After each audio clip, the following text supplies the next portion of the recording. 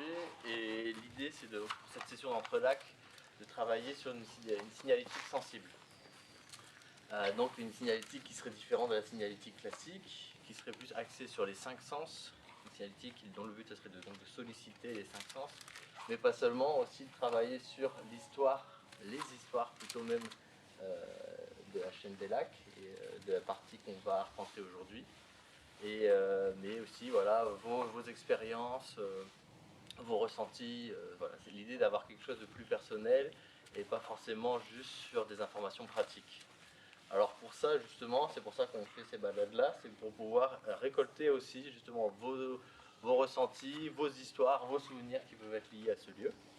Alors, et par rapport à ce que vous allez pouvoir nous dire, nous on va ensuite créer des panneaux qui seront ensuite installés dans la chaîne des lacs.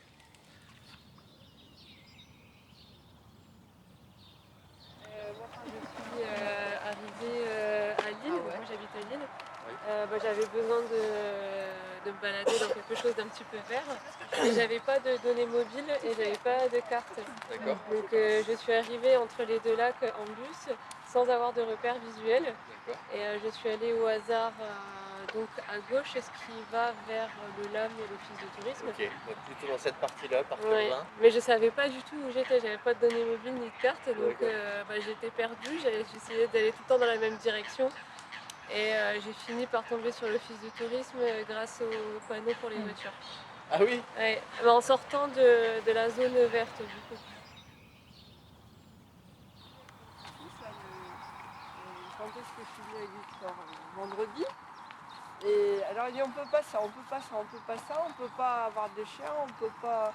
En fait, pour lui, tout était interdit jusqu'en haut. Ah oui, même les. Il y a 5 ans, donc il n'y avait pas repéré qu'il y avait des. Je dis non, là c'était autorisé. Là, tu peux mettre les choses dans la poubelle et tu dois tenir ton chien avec une laisse.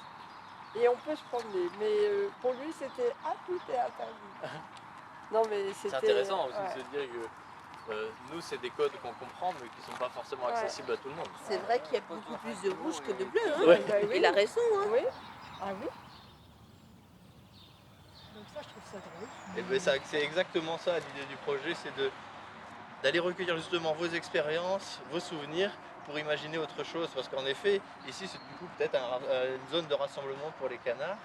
Et il n'y a pas de panneau qui l'indique, ça pourrait être intéressant ou rigolo d'imaginer. À certaines heures. À certaines Il heures. faudrait que je remarque les heures. Alors à quelle heure, vous savez à quelle heure? Ah non.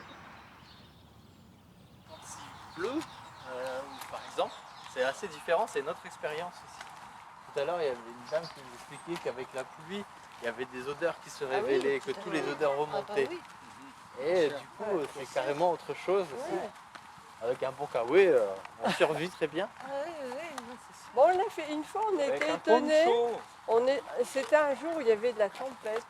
Oui. Et en fait, on n'avait pas accès, on ne s'est pas rendu compte à la limite qu'il y avait de la tempête. Tu te souviens? On s'est dit, tiens, il y a un panneau qui indique qu'on ne doit pas venir quand il y a de la tempête. Et nous, on s'était pas du tout. Tu te souviens? C'était au lac du Héron. C'était enflammé. La balade elle va prendre fin. Je voulais juste vous proposer, comme dernière étape, vous avez vu dans votre petite pochette, vous avez des panneaux vierges. Donc d'imaginer un panneau, soit quelque chose que vous avez envie de partager avec les prochaines personnes qui viendront se balader dans la chaîne des lacs. J'ai choisi un texte de Maurice Carême qui s'appelle L'Enfant. À quoi jouait-il cet enfant? Personne n'en sut jamais rien. On le laissait seul dans un coin avec un peu de sable blanc. On remarquait bien certains jours qu'il arquait les bras tels des ailes et qu'il regardait loin, très loin, comme du sommet d'une tour. Mais où s'en allait-il ainsi, alors qu'on le croyait assis? Lui-même le sut-il jamais? Dès qu'il refermait les paupières, il regagnait le grand palais, d'où il voyait toute la mer. Maurice Carême.